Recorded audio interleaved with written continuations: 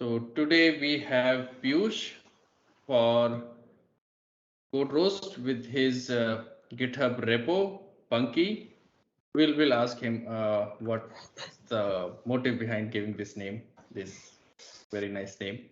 So Piyush is a third year BTech student from IIT Bhubaneswar. He is a computer science engineering, and he is interested in different programming languages, and he writes lots of code.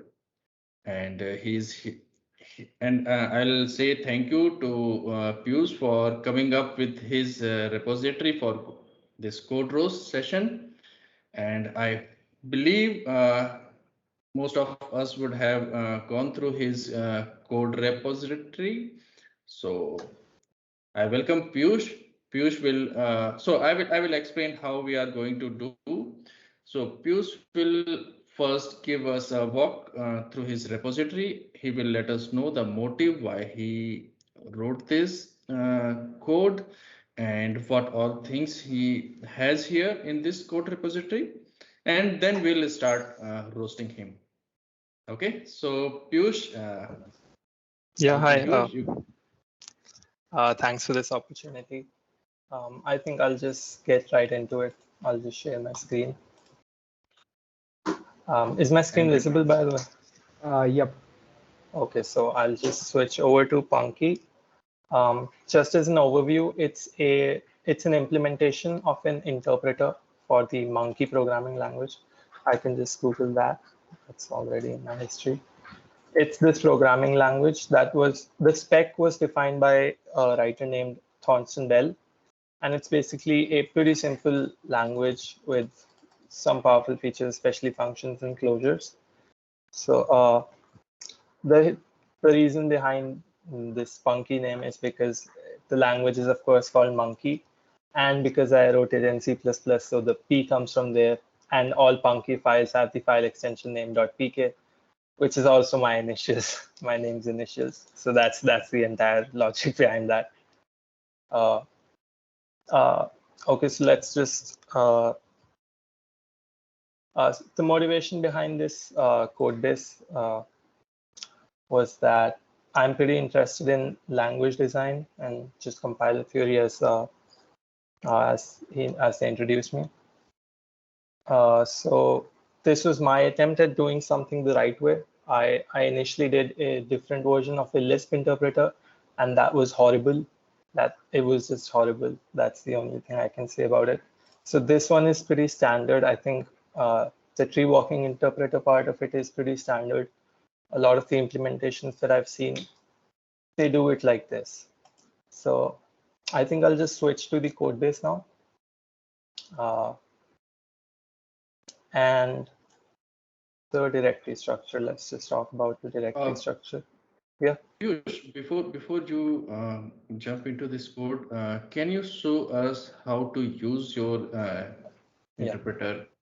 Oh yeah, I'll just do a demo. Yeah, thanks. So it's built using CMake. It's pretty standard. Just you git clone CMake if you want the release build or debug and build it. So I have my local repo here. So I'm just gonna run it. And this is the REPL environment, the console that I export. It has, you can do variable bindings. So let is used for bindings. So let some variable name equal to 1 or whatever. So we can assign that to A. If I call it back A, then it will give me the value. The semicolons are optional. So for the REPL environment, they're optional. I had a plan for reading in files as well, but there it would not be optional. So I can do let A is equal to 1, then B is equal to A, then I can even have let C is equal to A plus B plus, let's say, 45, right? Then there are conditional statements, so I can do if and some true key value. So anything that's not nil or a Boolean, that's false.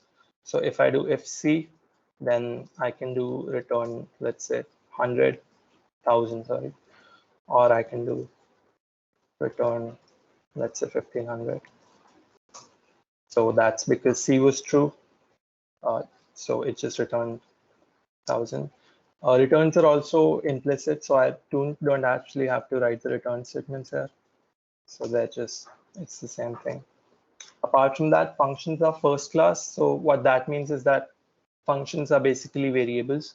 You can store functions, pass around functions as variables. So I can do let add is equal to the fn keyword is used to define a function. And then you can pass an argument. So let's say n1 and n2.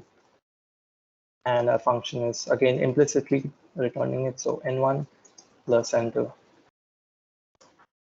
Okay, that did not work. Oh, Demo gods are not with you, eh? well, it should work. I think I'll just copy paste my example. That's the same thing.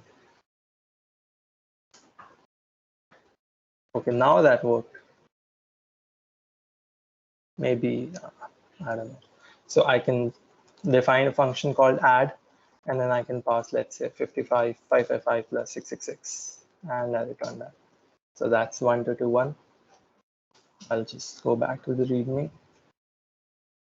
So we have literals. These are just pure literals, number and booleans.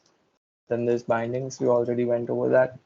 Then there's prefix operations. There's only two prefix operators. One is the bang, which is used for negating something. So not true is false, not true is again true. Then we have the minus prefix operator, so -5. So 10 plus minus, that's not 10, 10 plus -5. So that's 5. So that's the same example. Then we have infix operators, and this is where a lot of the parser's functionality comes into play, because we also have to evaluate the precedence, consider that. So like 1 plus 2 into 3. So it's first 3 into 2 with 6 and then 1. And I can also obviously override that using explicit parentheses. So 1 plus 2 into 3. So that's 9. I can, these are all of them are just expressions. So they can just be expressions. 3 plus 4 into 5 equal this. And I get a Boolean in return. Conditional statements we already went over, and you also saw the parse errors. So there are some parse errors as well. It's because like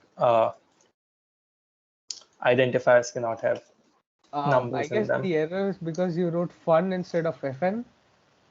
I also tried fn. It's because the identifier, they're only letters or underscore. I wrote yeah. n1. Yep. So it's saying it got an integer instead. So n, and then it got an integer. It expected a right parent, so like the closing brace. So there's parsing errors. There's also type check evaluation error. So if I do 5 plus true, that's obviously a type mismatch. So I get type mismatch n plus boolean. And it works for almost every operator. It's just a standard error. There's also an unknown operator. Boolean plus boolean is not defined. We only have integer plus integer. So that's an unknown operator error. There's also function calls, as I just mentioned. So I can do a let double, call double 20. There's a pretty big problem with the functions. I just wrote a big description why, and we'll cover that as we get there. But yeah, also I can have, so we define something and then we can use it as well. So that's 20. I think that's almost all the examples. There's an example script as well that I'll open. This is once I implement file reading support. So the language would look something like this, like let's say a thresh 66, the current 90. We can check it like this. Then we can return it, check for it. There are functions defined, so like let max the same way.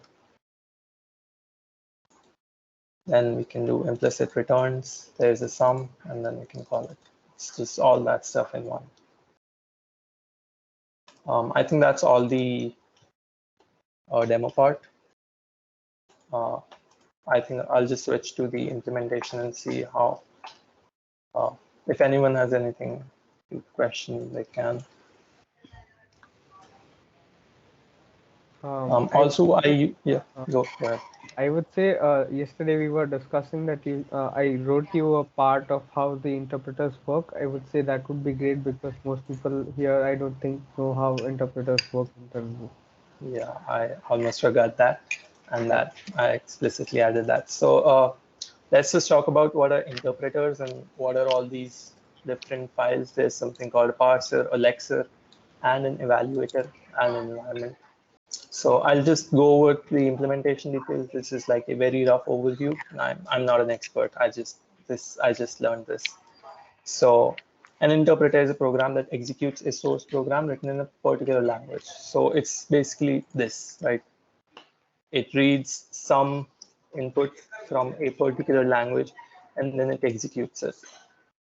Generally, there are three phases in an interpreter. It's namely a lexer, a parser, and an evaluator. And a specific data structure joins each pair of these phases. So like something called tokens flow from the lexer to parser, and something called an AST flows from the parser to the evaluator. The evaluator then runs the program. Briefly just going over the three phases, and I'll just actually show, I can just show the lexer part after we go through the definition, not the explanation. So the first phase is, of course, something called lexing, or it's called lexical analysis or tokenization. What this does is it converts a stream of characters. In our example, our case, it's the source program, whatever I enter in the console, to streams of something called tokens. Now, tokens are the smallest individual part of the source program. Like you cannot break these tokens down further. Examples are the keyword class.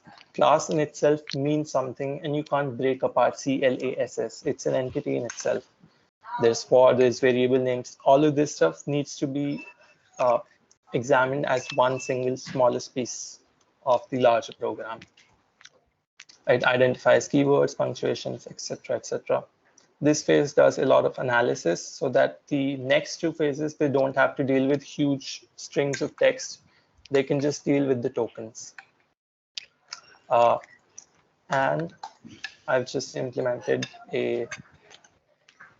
wrote a print function for the lexer, so we can check it out by let a is equal to 1. So what that does is it returns this stuff. These are all the different tokens. Each braced value, it's a token. So the first token is a token with type let. So obviously that's let. Then we have an identifier. And because we need to store the literal of the identifier, it's an identifier, yes, but what's its literal? So that's also stored as a. Then we have an type with equal, that's a token, of course. There's a type int with literal value 1 and a semicolon. I can also have a function here. So if I do this, so it just breaks everything down into this, what's that? Like individual tokens instead of linear sequences of text, right? There's let, an identifier add, an equal, an FN keyword, opening brace, an identifier X, a comma, an identifier Y. The white spaces, the lexer does not care about spaces, so you can have 100 spaces between two identifiers and it would not matter. So, and this is also like the only stage I can give an output of visually. The parser gets pretty abstract, and that's the AST part of it. And the evaluator actually just evaluates and prints the result. So we always see that this is the lexer part. Then the second phase that comes up is the parser. What the parser does is it takes this stream of tokens, all right, and it produces a grammar conforming parse tree. What that means is that the parser has an idea of how the language is defined. So like as an example, like if I wrote let a is equal to a semicolon.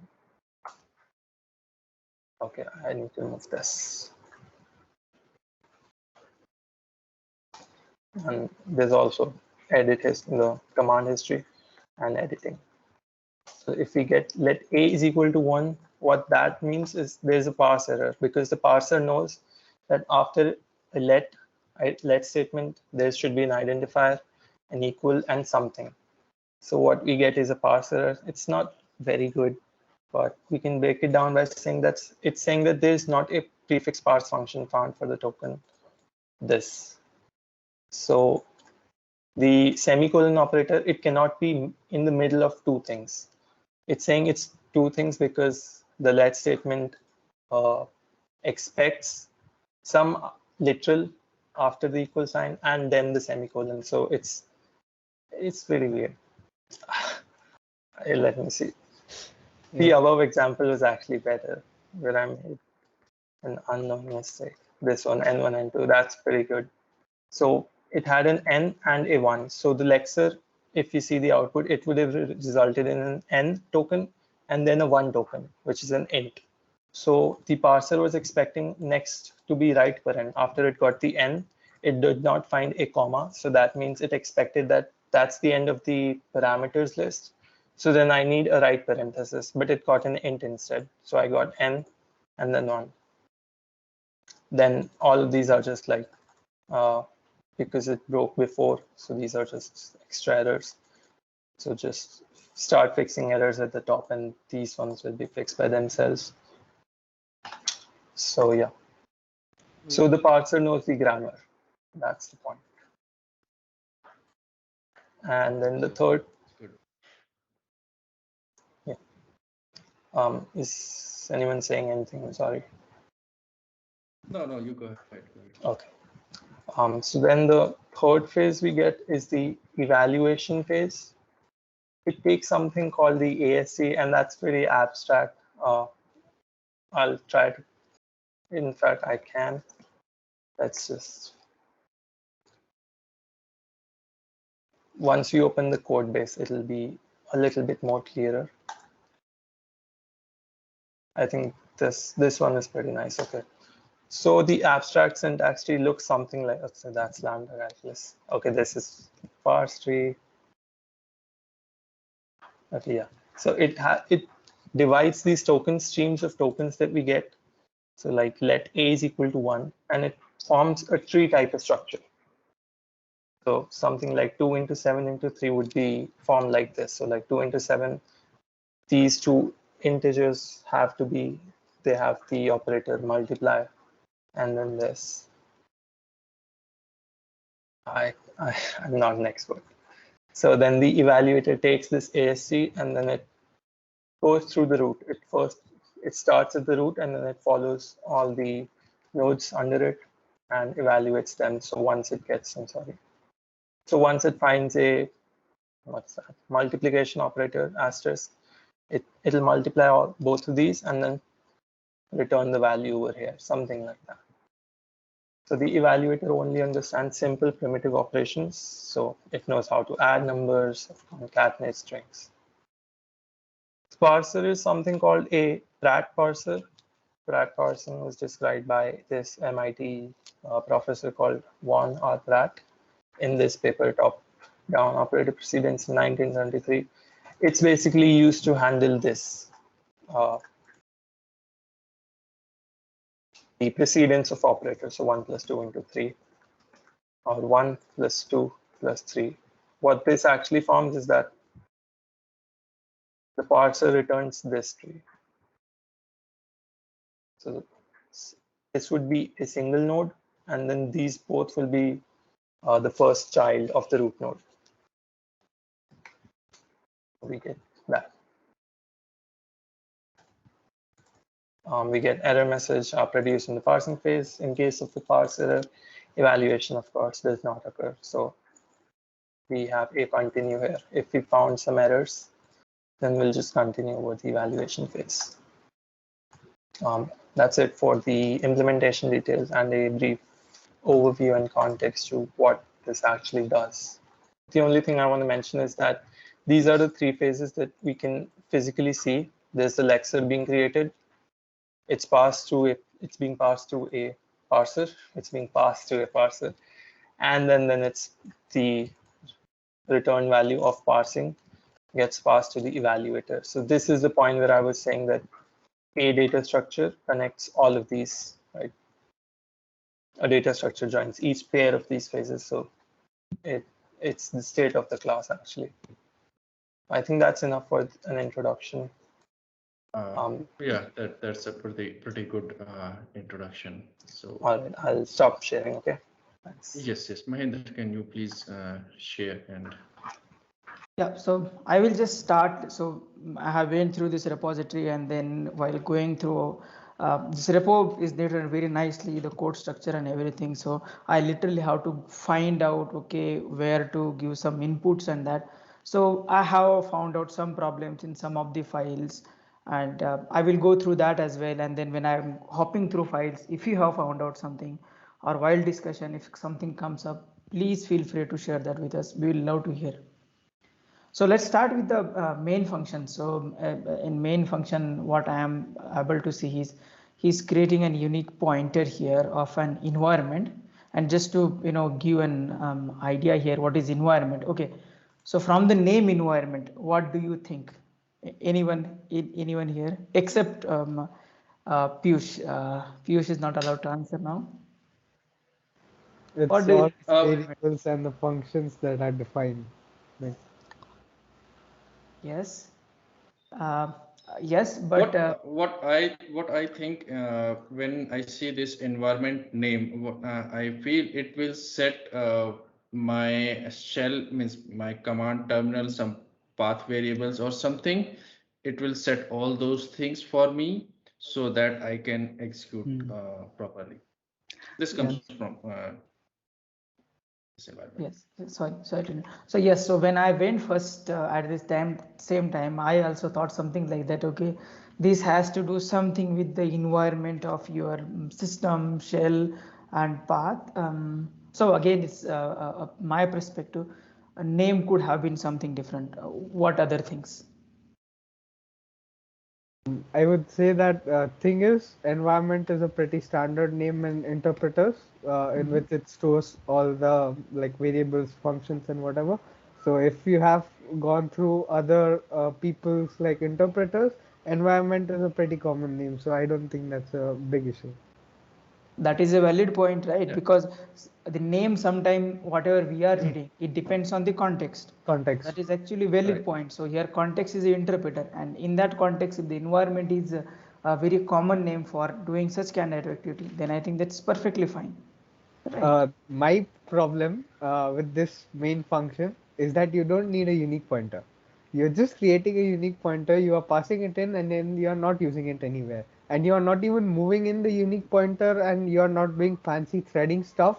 You don't need a unique pointer, you can just use a normal variable. Yeah, Right. that makes Yeah, sense. that's a very good point. Does anyone want to add something more to this on the unique pointer? Not the unique pointer, but this environment may also mean that this is one instance of this interpreter. We could have Yes, more, yes. and all the variables and function defined in one of them will be isolated to that instance. Yep. Yeah, Makes sense. but so one thing that I want to add is like for make unique for scalability reason, it kind of look fine to me because if you have it on stack allocated object like a local variable, right? If your environment is too big, you might run out of stack quite fast. It environment will mostly be a vector of something, and the vector itself will be Yeah, allocated on the stack, but the array will always be on the heap, so you will never overflow yeah, the stack. Piyush, yeah. Piyush, you can also let us know your view why Yep. you use this. Yeah, I think the main reason why I did this because we're passing a single environment right now, but during the evaluation phase, they can be different. They can be a different environment, a local environment. This is the global environment. This is like where everything is in the global scope is defined, is stored in this. There can also be local environment. So like the environment inside a closure. Okay, so that's also an environment. So the reason I think why I did this is because I needed to pass around pointers at that moment. And so I would have to just duplicate the whole API to also work with values and also work with pointers. I think, but yeah, I don't know why I did the global environment as a Though actually global environment is a good start. Uh, the way the simplest possible implementation of an environment you can do is you can have a a list of environments for each, like each closure has its own environment and it points to the parent. So if it doesn't find a value in its own environment, then it goes and looks up a value in its parent. Yeah, yeah. I've done some of that in this. It stores a reference to an outer environment. Each environment stores a reference to an outer environment. So yeah. Yeah, so we'll get into that once we'll go into environment. So what I want to add here at one point from this discussion, if I'm correct, and if I'm wrong, please do let me know. So when you are using a pointers, specifically smart pointers, it conveys something about a ownership. And when you are using a pointer like a shared pointer or let's say unique pointer, the idea is you don't get what is inside that. Basically, you don't try to get the inside referred value. For example, the way you are trying to get star env and then keep on passing it. But then the idea is if you keep passing on the share pointer, the reference count will get incremented and the it will not get deleted, or that's unless and until all the objects are kind of not destroyed, or all the references are not kind of destroyed. So this is one of the basic idea about a pointer. Otherwise we can just go ahead with the references side, and my idea is if you can work with references, don't even go to the pointers. But if you really feel that okay, references is restricting you to do some implementation, then go with a pointer, but not a raw pointer, but a smart pointers. So that's what I can add here. One other thing, this REPL can probably be a function inside environment. This is open question, but like REPL feels something which the environment might do. Just to state, I don't think it would be good, because like we also have, like I mentioned, local environments, and those environments have no idea about doing their own REPL, right? It's only the single REPL that works throughout the execution of the program. It does not need to be connected to the environment. Valid point. Yeah, I agree with Piyush, because this ripple function, this is something which I feel this is something which will take care of your whole system, whole environment. Means whatever command you will be running, multiple commands you will be running, so that will be handled by this ripple function. If you will pass inside environment, so maybe that may give some issue. I don't know, but having this as a separate looks good to me. So I'm just adding here an input that okay, we don't need a unique pointer here. Okay, Right? Ankur has something here to add. He raised his hand. Yes, can I? Yes, Of course, yes, I've go not ahead. followed all the conversation so far. Hi, Piyush, and hello everybody. So I see that you have moved out the functionality out of main, which is a very good thing to see. Your application code should not be in main, right? Yeah. Because you can use it tomorrow again for something the same thing or something very slightly different or something. Okay, and what I see is you have created an environment in main. Okay, and what do you do with it? Nothing. So go on. I think. Sorry, I Yeah, interrupted. so as of now, I know this code has changed. So as of now, it's not doing anything with the environment. Okay, I guess you were just saying that you may be executing in different environments. No, the intent behind this was that the built-in language features.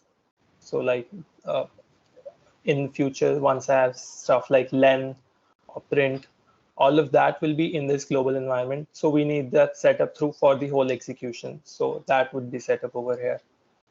That was the plan. One thing where I see this REPL taking in an environment can be useful is, for example, when you are testing the REPL, you can just mock out the environment and you can just assert that if this variable exists, then this function, like this input to the REPL should work. Yeah, you can inject your own dependency and Yep. do something different like test. That's a good one, I guess. That is a reason to take it out. Yep.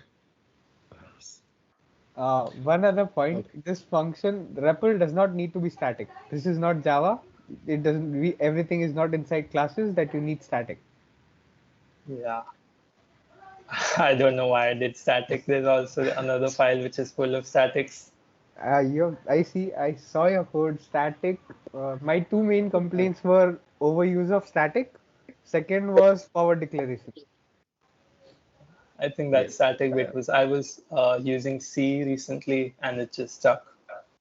See, static is not even that useful in C either.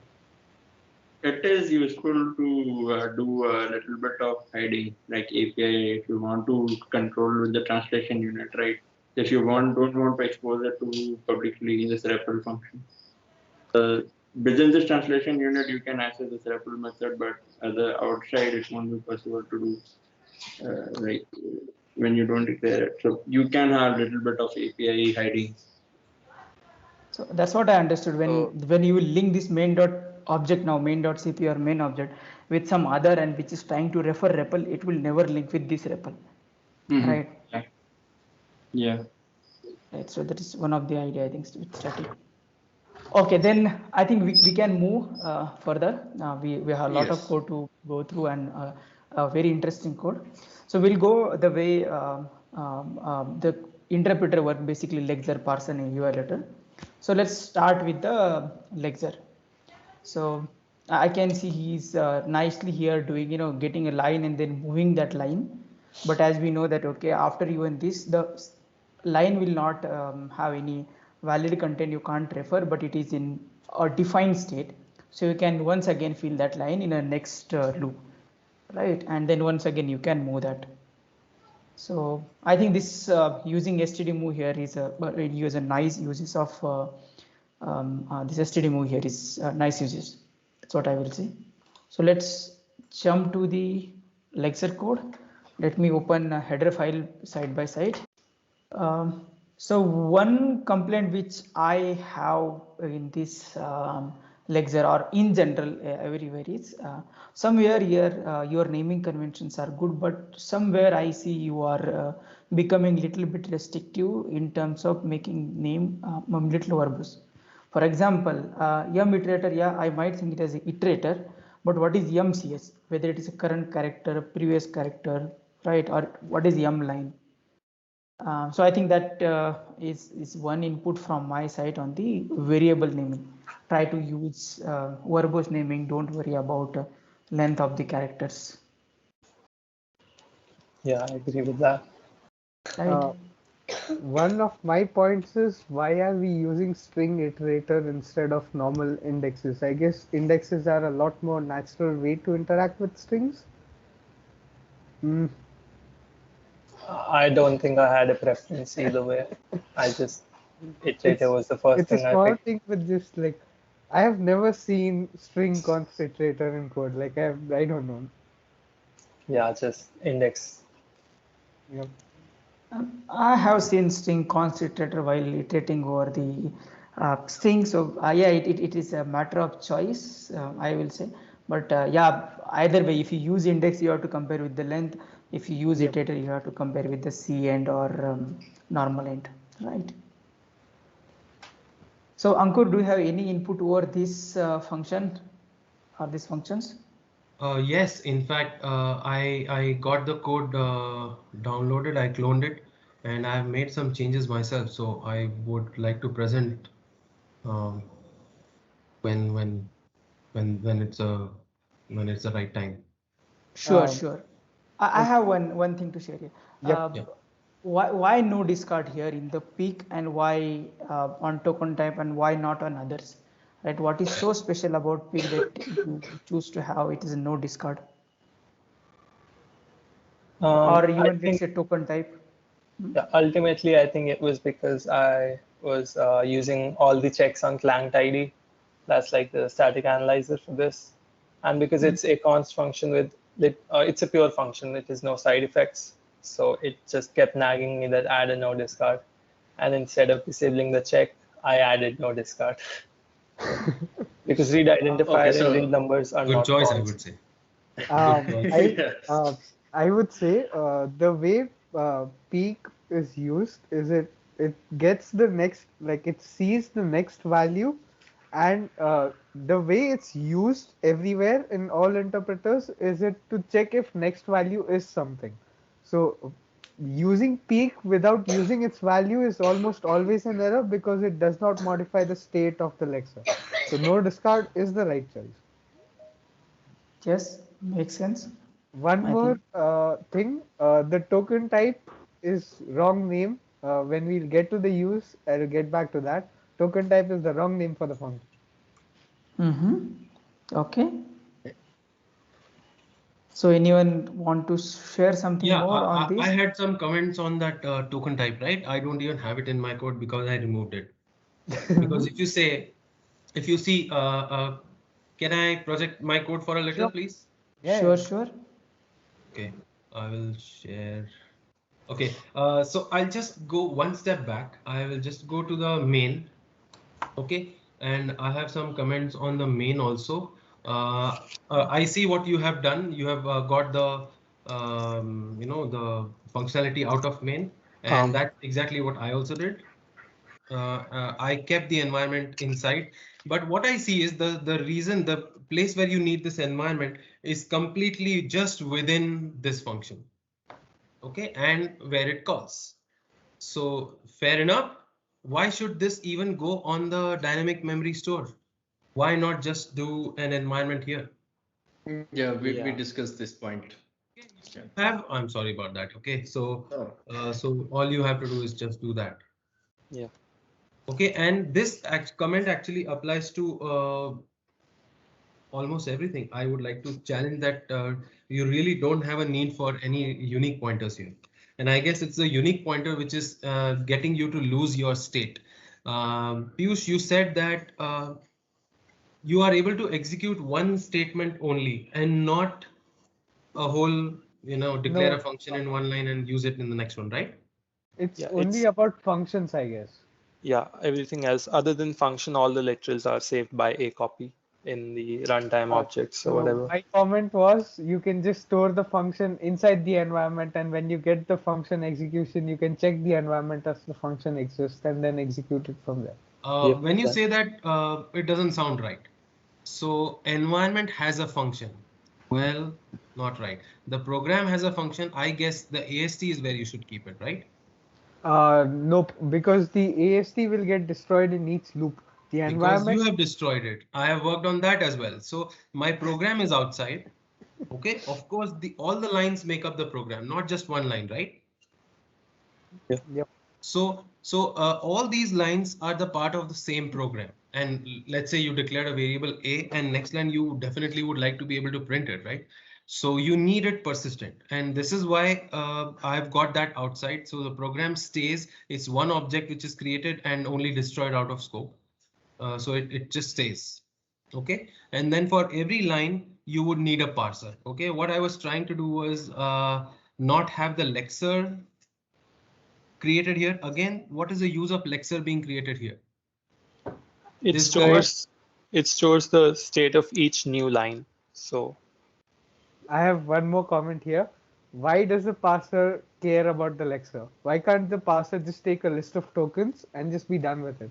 Because that is that important shift. That shift is important because it helps you in testing. Because you can just be like, this is the list of tokens. This is the parse tree I expect. Is the parse tree that I get, and is the parse tree that I expect the same? yes, yeah. yes, I agree with you.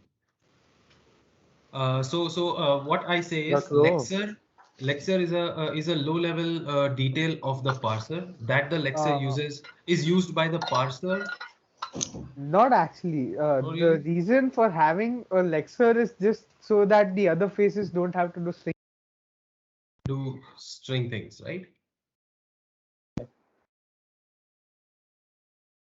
We lost your audio. Himil. Do you hear me now? Yes. So I was just saying that the lexer is just there so you don't have to do string manipulation in other phases because string manipulation is fidgety and error prone. So you just want to do it once and then have other phases use a higher level interface. So the way I had it was parser still has a lexer. So, Okay, if you Ankur, just to echo with what Hemil is saying, I agree with Hemil that instead of parser having a lexer, it should be the flow of information, whatever the lexer is producing, which is nothing but token, and then it becomes yeah. very easy to do a unit testing of parser separately, lexer separately. You don't have to have that mix and match, and don't have to need to the tight coupling between the lexer and parser. Actually, I actually did the same thing where I just lex the whole input and then I pass the whole lex vector or something Yep. to the parser. The only thing with that was that I was just doing an extra vector. Like that vector is You not have the strict. extra vector anyway. It's just implicit. I don't think I understand that. Like you're, I know you are thinking about the extra memory allocation of the entire string of tokens, but like you are going the, okay, maybe it's a premature optimization. Don't do it. It's not even an optimization. It's not for like simple, like the The vector one only is actually yeah, a one secondary reason reason. where I can think having the parser having the lexer is that there are some languages in which the parser literally depends on the lexer because, for example, context specific keywords. So if the parser, in that case, yes, the parser needs to have a lexer so that it can go through the tokens and change the output of the lexer, because lexer says it's an identifier, but it's a context specific thing, so it's a keyword over there. Yeah. Okay, so Ankur, can we move to the next point? Yeah. I know this discussion is going very Yeah. good, but we will Yeah, have yeah, to. yeah. Yeah. I'll quickly finish the point I was making. So the parser here, as you see, the parser still has a lexer. Okay, if you see, the parser still has a lexer. I wanted to move the tokens away, but I don't know if that is such a good idea. I guess what Hemil said really is the right way to go.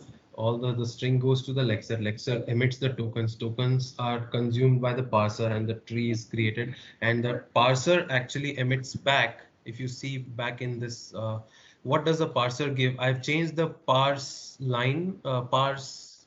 You had something parse line, I guess. Parse Parse program. Yeah. program, okay, because it was a whole program, right? So I changed it to line by line because I was accumulating everything, and so what I see is this then emits the AST. Okay, if you Yep. see my parse function, I've gone there, I've changed it to take the line. Okay, take every new line. All this was there in the in the constructor, so I want to present some of that also, but I'll just present the essence here. So the line comes here, uh, it becomes it is fed into the lex also. Maybe lex has consumed fully or not consumed all the tokens, so lex also stays. Lex is also not created for every line, and then all this other logic is pretty much the same. Instead of having the output as an AST, which is the program, and you just lose it, what I did was I changed it to a statement node vector. So it's a series of statements. And Piyush, you have something to add? Then at the right point, maybe you can interrupt me. Okay. Yeah. I think this is also one way. I think as far as I've read, traditionally the ASTs are formed per line in interpreters. So that's just the way that I've read it, and that's just that's the way that I know. So Wait, that's this. why I did it like that. So Yeah. maybe I have a non-compiler style. No, the I'm thing discovering. is, if you are traditionally building just a REPL, most people will just like have each AST built for each line. But for example, you have Python, right? You have a REPL as well as you can input from a file. So in that Yes. case, Python interpreter, for example, build the AST for the entire program and then executes it because it needs both. So if I go back to main, so all I'm doing is emitting statements from here. And how the statements come, they are just like you have implemented. Magic. And you have real clean code, okay, I have to say. Yep. Uh, Yeah, I agree with One you. small comment before we move out of the parse function. The parse function should return a variant of statement vector node or whatever AST you have and an error and a list of error. So you can never uh, forget to check for the error. If you yes. Yeah. you don't check for the error and directly execute the statement, it will throw at runtime. That's the part I could not get to because I started making code changes. Because last time we did it, we were just talking and I don't know if people were able to see. So I made sure that the little points that I'm making, at least I'm making the code changes. So you see the difference. So if I show the tree, you can see what has been done here. If I quickly show this here, you see previously it had a Lexer created and then a parser, and now all of that is hidden. But this was past program and the program would go out of scope and be destroyed. Here, what I'm doing is adding the program to the AST. So if every line becomes an AST, I think what we need is some way to mash up the AST and keep on adding on to Vector one of ASTs? no, just I just see what I did. I just did a redirection operator of all the statements into the program, and it is just building up more and more statements which are coming from new and new lines, and that clearly creates the program. Now, at what time do you execute is a question which I have disrupted. I know. Okay, if you see here, I have a code which is not compiling here because the evaluator is actually trying to evaluate the program, because program was previously, I didn't get to this point, was previously the entire AST, but it is not right now. It is just a set of statements, and what we need here is an evaluator of these statements which have just come in, maybe also accumulation in the AST.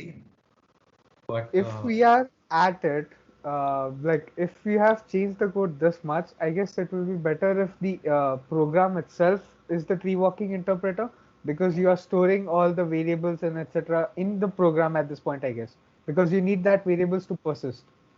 So if I guess it will be better if the program itself is the tree walking interpreter, no. and then we can get rid of the evaluator. No, I believe it'll then end up doing too many things. It's doing one thing and one thing right now, which is very good, Piyush. So Maybe. it'll do the parsing and the creating of the tree also, and so it'll then become that God class who nobody can enhance later, right? It's not what we want. And the reason I could do have one parser and build up on it was because I took out some of the things from parser. If you look at the parser header for a little, it's not taking the Lexer now as expected, but it is creating the Lexer in its initializer itself, right? So so that's there, and I've changed the parse program to not give what it was giving a program before, and we touched upon this. It is giving a statement node vector, many statements. Now you had some things like the maps for prefix parse, infix parse, and precedences. Yeah, they are a static property of the language, right? I guess. And that's what I saw in the code also. They are pretty much fixed where they are. So what I did was I made them static const so that they are just referenced. And in the CPP, you will see these things are out of the constructor now. Okay, this was the original constructor where parser was trying to build the prefix, but it can just be a global one constant. I hate to say global. I made it static. So it is global. So similar. Yeah, sorry, go on. Because this is the knowledge of the program, so I don't think the knowledge is changing, right? It's the language. That was my comment as well. Even the keywords part needs to be a static constant because we are not changing it throughout, and it's just the same. There is no use of having a constant that is returned by a function and then using it only once. We can just have the constant anyway. That's the exact thing. So all of this, building it in the constructor, building the prefix and the infix, and the functions which actually did that job of, let's say I just jump to one if it is so kind. No, it did not go. But on the left hand side, would it? I can't spot them. Parse. Register R down. Infix. No, so it shows the new functions, but not the old ones. Even though I have my cursor on the left hand side, it's not showing it. So maybe I can do this, search, and then reach there, right? So we had these two things which were just building the tree. Okay, and the change on the right hand side with my code is all these are just class level statics, so globals, but they are constants. So okay, and so this is just a structure which is a data structure just created once at compilation, right? And both these and even the precedence. Okay, I think all three are here. I had to do some trickery to keep that static in the header, but created. I have not compiled it. Whatever the ID is giving me, those errors are the only ones which I have solved. So I could not compile it. You said Windows, it doesn't work, and I tried that, and I didn't have much time. Sorry about that. And so that removes these two big chunks from the constructor. Infix is gone, prefix is gone. The two consumes are now a part of the parse function, which we just saw, where the line comes and every line was a parser. So now wherever the line is coming here, the parse function, the two consumes are here. I don't know why they are. Yeah, I know, because they set the current and the next, the peak pointers, the peak tokens. So all this gone, we didn't even need a constructor in parser, but because the Lexer is a member, I would have loved to have a zero, the rule of zero followed here. But I couldn't because Lexer needs a string as of now. I even worked on that, but couldn't get to a good state. But maybe what I got to was, if you see the Lexer now has an append thing with new and new lines. I showed a bit of this in the main code. So it can take in more lines as life goes ahead, and maybe that's a way that you can start empty inside the Lexer. It's again not a happy situation because an object with nothing in it is again an issue, code smell. So I didn't do that, and I don't like the answer. I don't have the answer, but maybe some thought needs to go in there. Yeah, the constructor part of the parser was, yeah, that makes a lot of sense. I'd just have a const static. Yeah, that's what I should have done. Yeah. I think there are some other functions like which are converting your token to string or something like type to string, and that all these things can be made as a constant or static constant. One thing, can you just go to the token type? I had just one comment on this page where we are.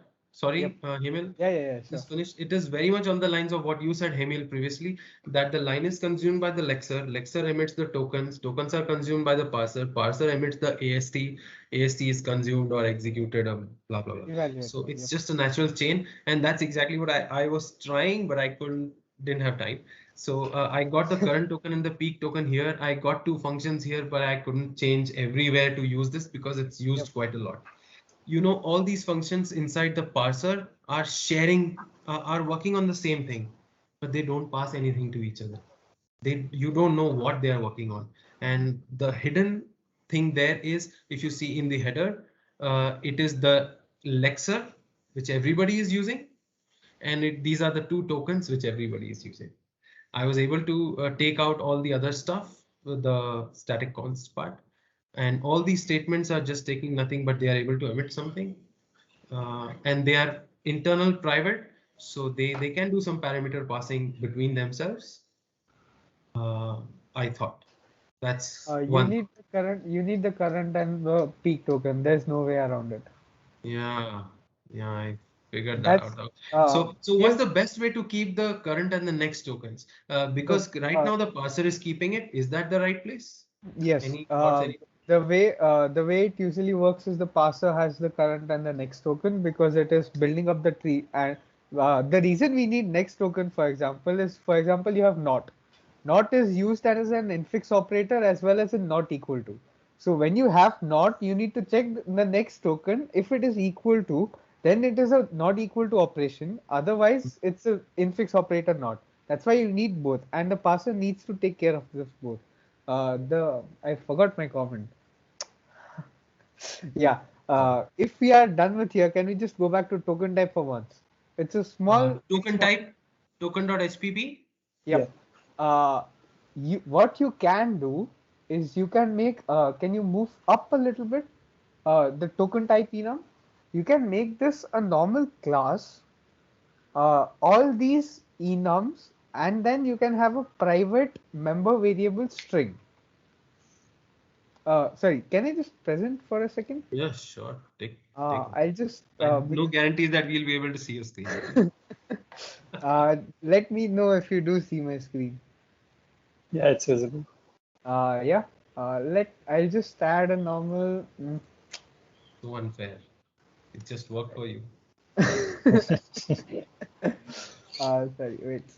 Let me just C++ source file. Dummy.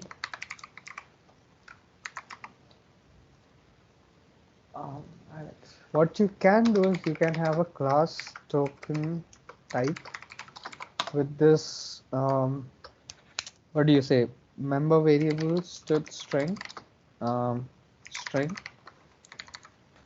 and you can have a static const token type. Let's see if this works. Left paren equals to token type. Let's hope this works. I'll have a constructor that takes in a string and initializes the string.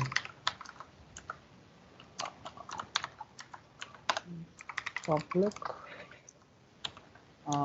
Why? Okay, wait.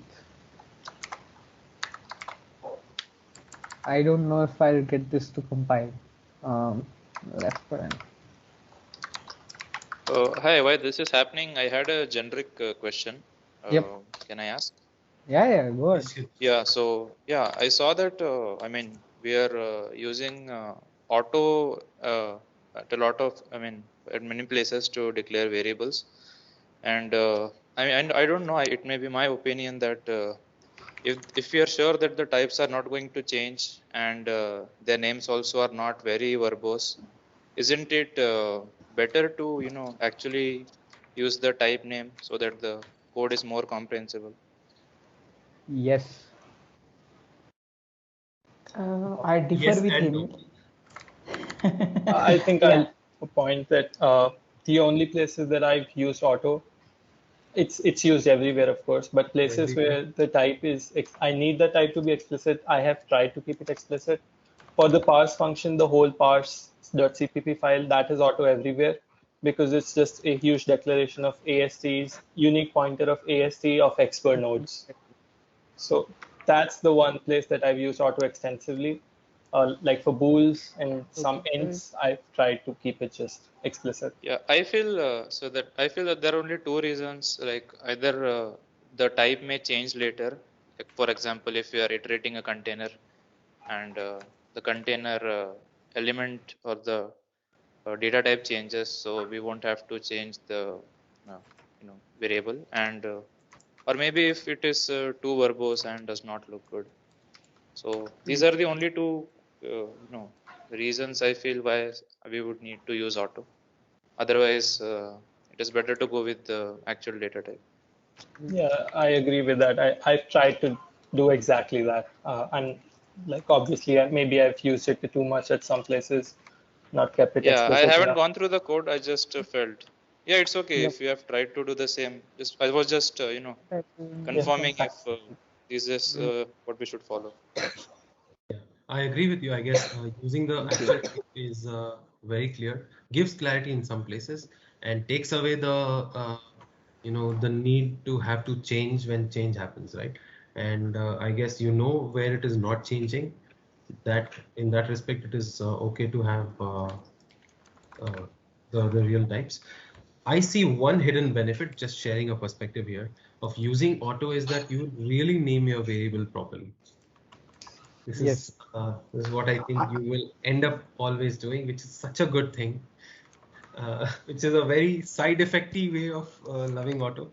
That That's my luck. I have one input to share on auto. So I think if you are initializing some type which is a return of some function or something like that, and you are not just declaring some variable, I think there we should always prefer using auto, because then you avoid the Initialization. implicit Yeah. typecasting. Yep. Because I have seen it lot many places. This was a major source of bug in my production code, where functions are returning something size underscore t, and people are then understanding, yeah, size underscore t means it is unsigned, and then assigning it to unt32t, and this is overflowing, and a lot of problems happening, and segmentation fault. So if you see, if you really need to understand what is the type of that variable to understand the program, so that's my personal opinion, that there means there is something wrong.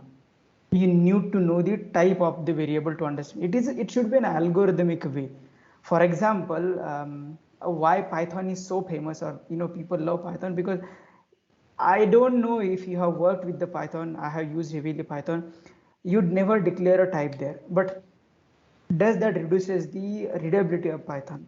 Does that say, okay, I need to know, okay, whether the variable is integer, or whether variable is a std string, or it is a string, right? Even Python is a statically typed language. Yeah, it is interpreted. That is different story. So if there is some type mismatches here, anyhow, your IDEs are there. Nice toolings will give the errors. You have the compilation errors. So I don't think so. You need to shy using Atos.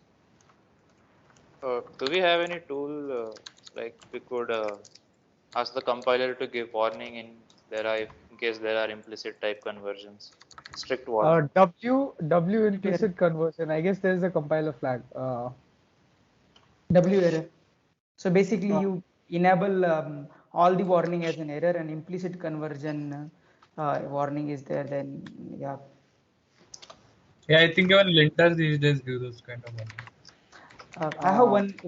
Meanwhile, Himil is doing something. So can I share something? And there is one thing which was bothering me in ast.cpp. Sure.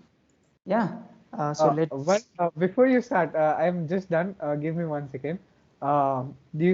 Okay, you took over. Yeah, go on. Sorry. You can go ahead.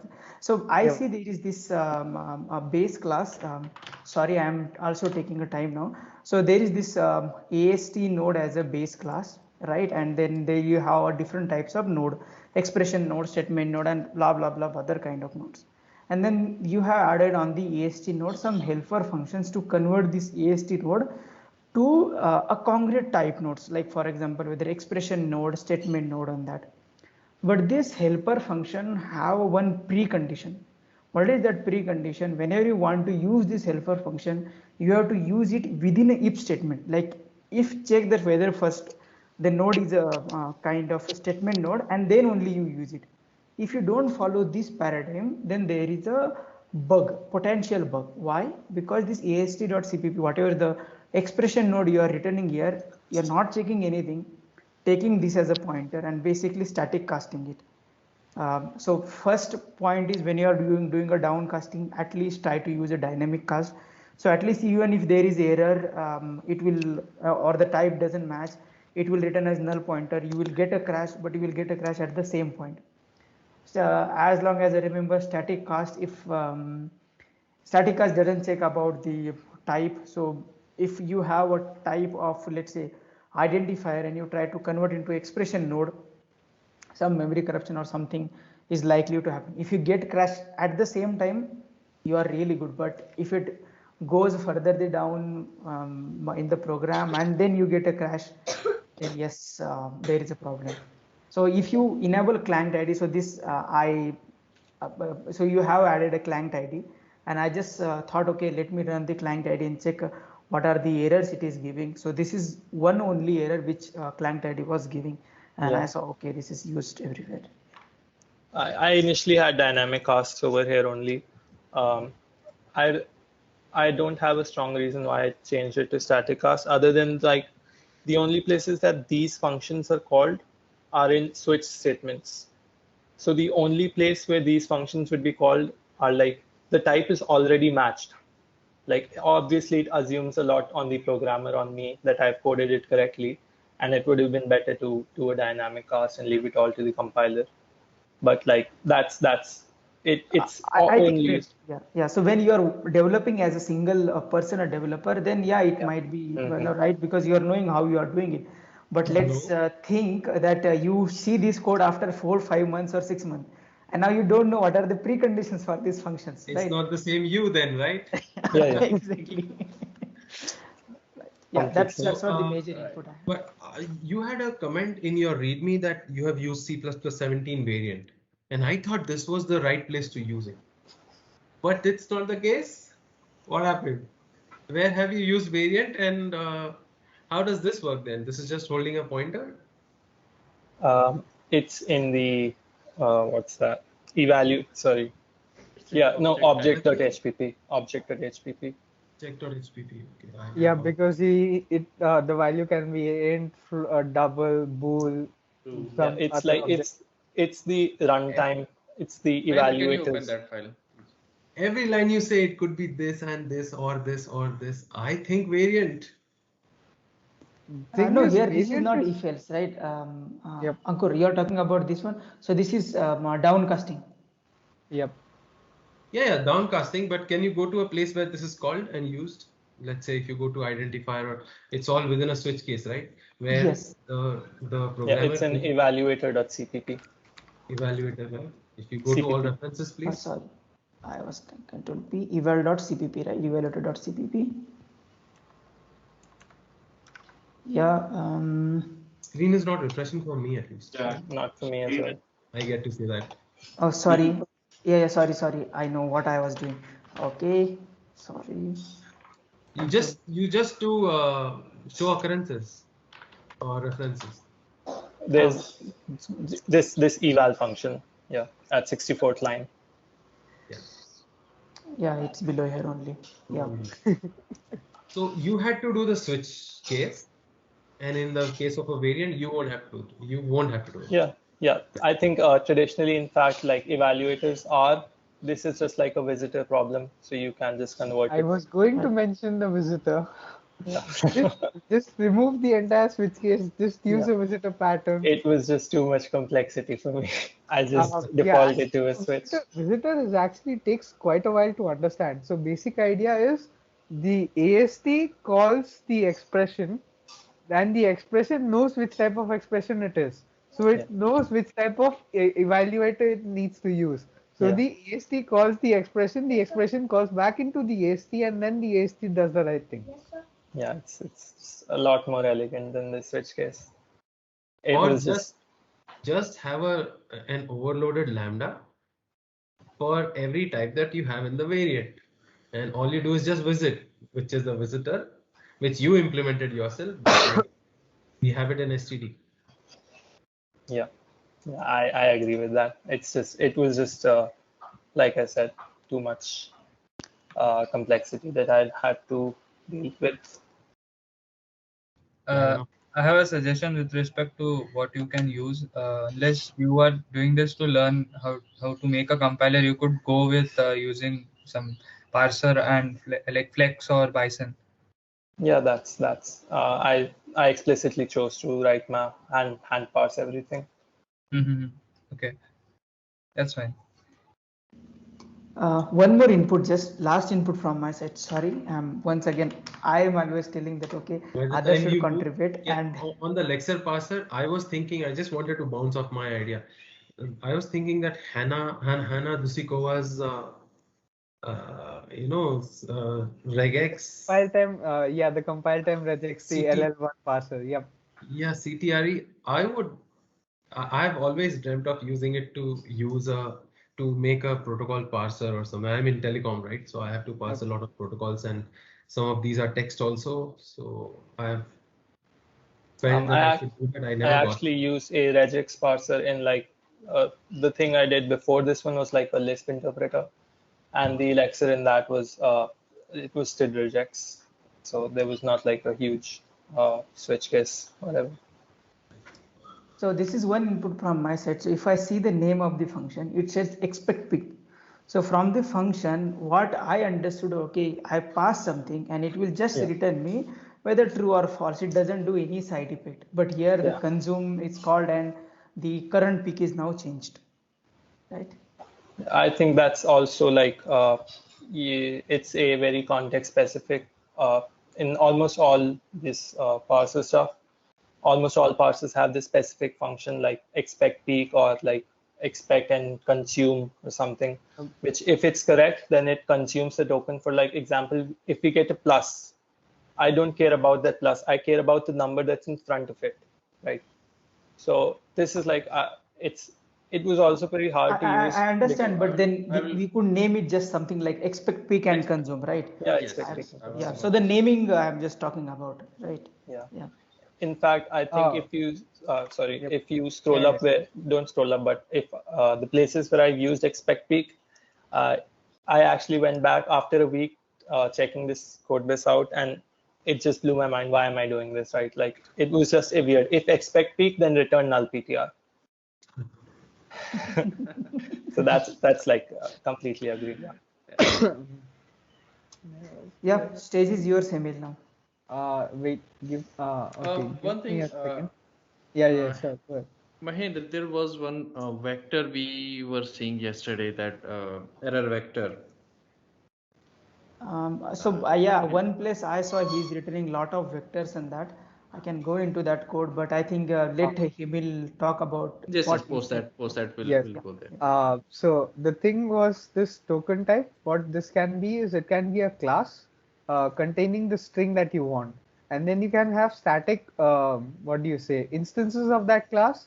So you have a function over here for this type 2 string, right? Now instead of having this entire big switch case, you can just access the type 2 string by being like left paren dot string. This will give you the type. You don't need an entire like 20-foot switch case for this. Yeah, that's No. How do you handle right, left, equal, not equals, identifier, token, function, all of that? Meaning? Because the switch case which you are talking about, I guess that is also case one line, case one line, case one Yeah. line. So the thing is, the object now knows the string, and you already have access to this type. So you can just be like type dot string, and that will just, you don't have any indirection. It will just give you the type. Oh, you use the same variable, the same constant variables perhaps? Yeah, this all these left paren will need to be declared as static members. how would I use this? Like Wait. there's So an if you example. have, okay, Yeah, where is this used? Let me find the use of this. parse expression you can go. If you have this type of token, you already have the token dot m type dot string. Oh, yeah. Yeah, that's pretty nice. That's I learned that because other languages do this. So what you can do is instead of having this, you can have token dot m type dot string, and Yeah, there's like no switch case and stuff. yeah, I'll actually change that as soon as I can. That's pretty awesome. Anyone else wants to take over? I think Mahendra is waiting for that. I will, but I think we already are 30 minutes over the time, right? Yes. So we so can... maybe Mahendra, we can take this as a last point, and then we can. Sure.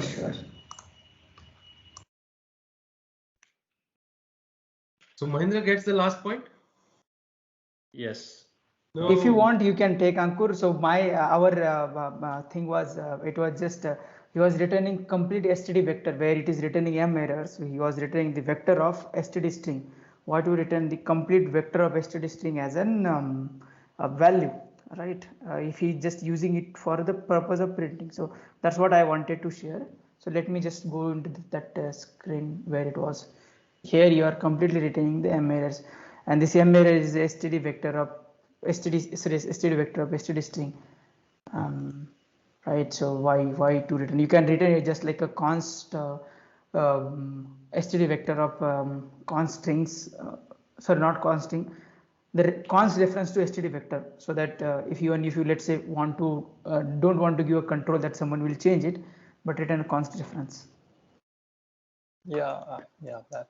And I have one question here, Piyush, means as a interpreted language, usually what I feel, interpreted language, they break at the point where it's failed first time. So why we need to store so many errors in a vector? Means why can't we send that last error, whatever it is?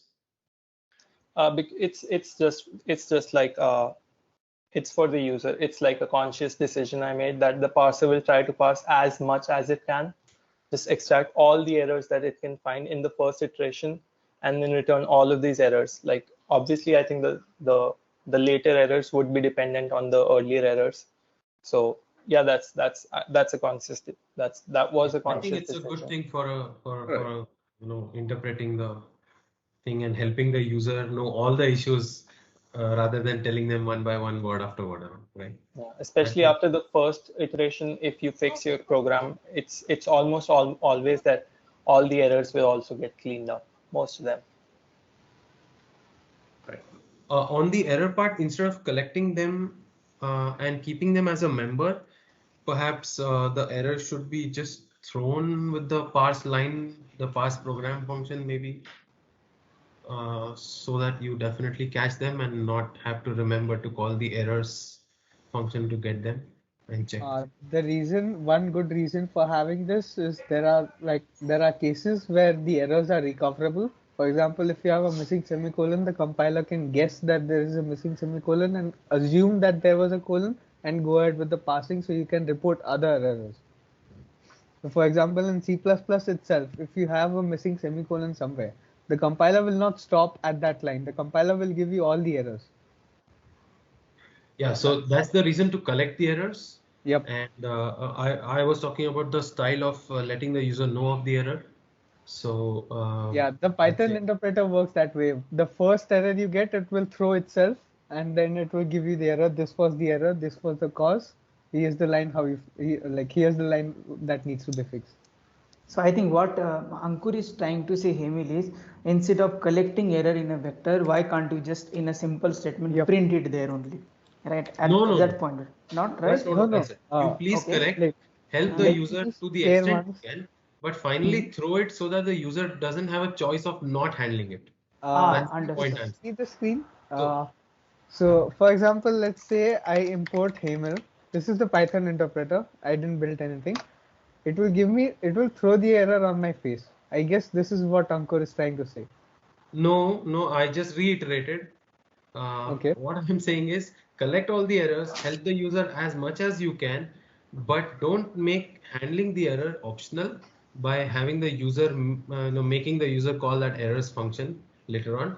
Just throw it. It should be a part of. So basically, at the end of parse function, you're talking at about the end, you throw the vector of errors. Yes, please. Yeah. So do the best you can. I'm not saying stop at Yeah, that. the dot empty check can be moved to the end of parsing. That's it. And my idea was make it a variant so that if you by mistake, if there is an error and you don't check it, you will throw it will throw them in there. He's the Rust man. Okay, so I think we had a very good discussion. I will say it's a very great discussion.